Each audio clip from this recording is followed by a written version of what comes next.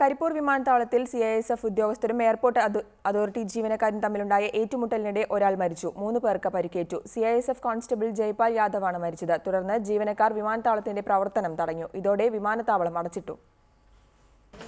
രാത്രി 9ഓടെയായിരുന്നു സംസ്ഥാനത്ത് ഞെട്ടിച്ച സംഭവങ്ങളുടെ തുടക്കം. കരിപ്പൂർ വിമാനത്താവളത്തിൽ പ്രവേശന പാസുമായി ബന്ധപ്പെട്ടും ദേഹപരിശോധനയെ ചൊല്ലിയും ഫയർഫോഴ്സ് ഉദ്യോഗസ്ഥരും സിഐഎസ്എഫ് ഉദ്യോഗസ്ഥരും തമ്മിൽ തർക്കം. റൺവേയിലേക്ക് ഫയർഫോഴ്സ് ഉദ്യോഗസ്ഥർ കടക്കുന്നത് സിഐഎസ്എഫ് തടഞ്ഞു. ആദ്യം പിടിവലി, പിന്നെ കയ്യേറ്റം, അവസാനം തോക്കു പിടിച്ചു വാങ്ങാൻ ശ്രമം. ഇത് ചെന്നെത്തിയതാവട്ടെ വെടിപൊട്ടുന്നതിലേക്കും. വെടിയേറ്റ സിഐഎസ്എഫ് കോൺസ്റ്റബിൾ ജയ്പാൽ യാദവ് തൽക്ഷണം കൊല്ലപ്പെട്ടു.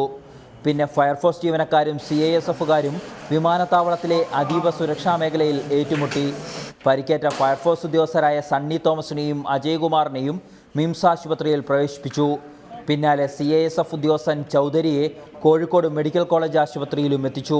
ഉദ്യോഗസ്ഥൻ കൊല്ലപ്പെട്ടതോടെ കാര്യങ്ങൾ നിയന്ത്രണാതീതമായി. പ്രകോപിതരായ സിഐഎസ്എഫുകാർ വിമാനത്താവളം തന്നെ സ്തംഭിപ്പിച്ചു. ഫയർഫോഴ്സും പ്രതിഷേധവുമായി റൺവേയിലടക്കം ഇറങ്ങി. ഇതോടെ എയർ ട്രാഫിക് കൺട്രോൾ വിഭാഗത്തിൻ്റെ പ്രവർത്തനം നിലച്ചു. കരിപ്പൂരിൽ ലാൻഡ് ചെയ്യാനാകാതെ വിമാനങ്ങൾ ആകാശത്ത് വട്ടമിട്ട് പറന്നു. പിന്നെ വഴിതിരിച്ചു വിട്ടു.